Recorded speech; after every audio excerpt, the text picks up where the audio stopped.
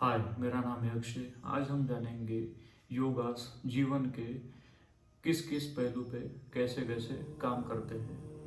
आप ये भी जान सकते हैं कि प्रोफेशन पे या फिर पर्सनल रिलेशनशिप पे इसका असर कैसा होता है। जातक के चार्ट में जुपिटर और मरकुरी जुड़ा हुआ है तो यह एक बुध गुरु योग माना जाता है। जातक एक्सट्रीमली इंटेलिजेंट हो सकता है। जातक का सीखने का एक तरीका रहेगा।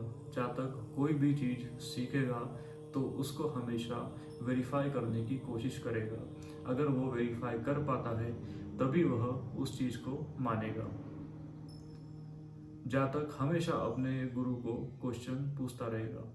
इसको आप मॉडर्न एज में स्टूडेंट और टीचर योगा भी कह सकते हो। अगर जुपिटर मरकुरी की राशि में है, मतलब थर्ड या सिक्स्थ राशि में है, फिर भी सेम रिजल्ट मिल जाएंगे।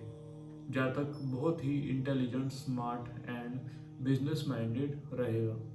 सैटर्न के साथ मार्स जुड़ा हुआ है तो यह एक शश योगा माना जाता है।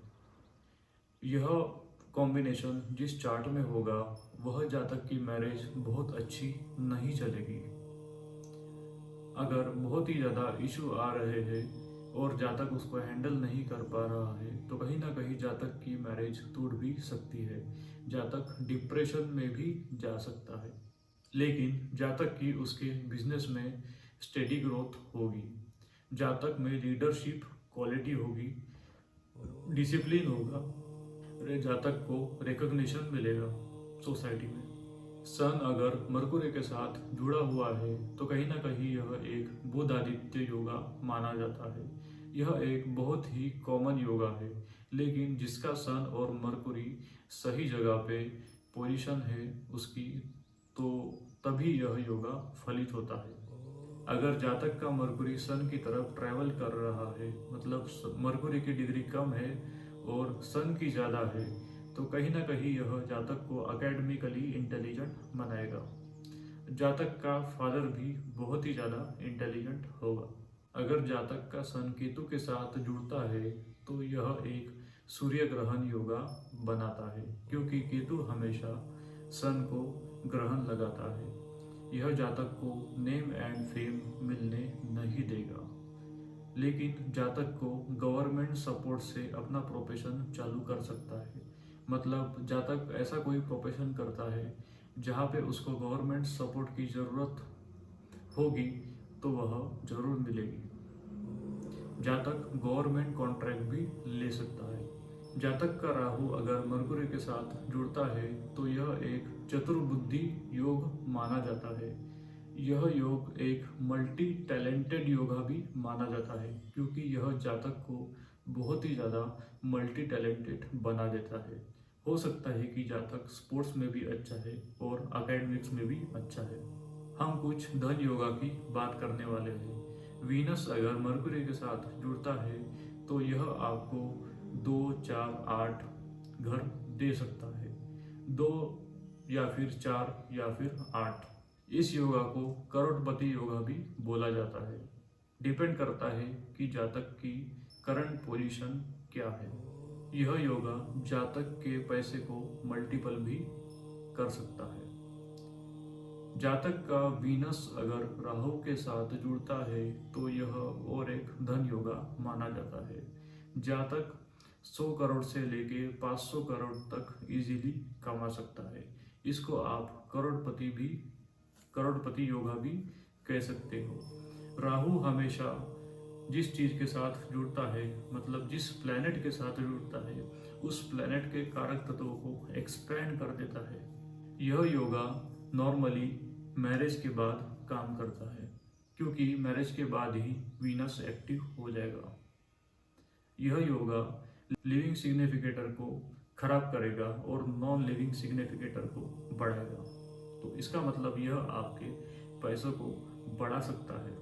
यह योगा जातक के घर में फीमेल पैदा होने पर भी एक्टिव होता है, या फिर जातक के घर में अगर डॉटर इन लॉ आ रही है तो भी यह योगा एक्टिव होगा। या फिर जातक घर या गाड़ी खरीदता है तभी यह योगा एक्टिव हो सकता है।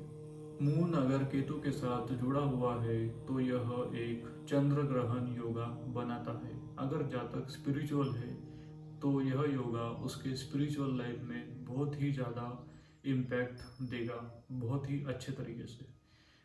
जातक को स्पिरिचुअल डेप्थ मिलेगी। जातक में यह एक डिटैचमेंट पैदा कर सकता है। जातक का इंट्यूशन पावर बहुत ही ज़्यादा बढ़ा सकता है। जातक अगर कोई ऑकल्ट फील्ड में काम कर रहा है तो यह इंट्यूशन पावर उसको बहुत ही ज़्यादा फायदा पहुंचाएगी। जातक को यह एक बहुत ही यूनिक पॉइंट ऑफ व्यू दे सकता है।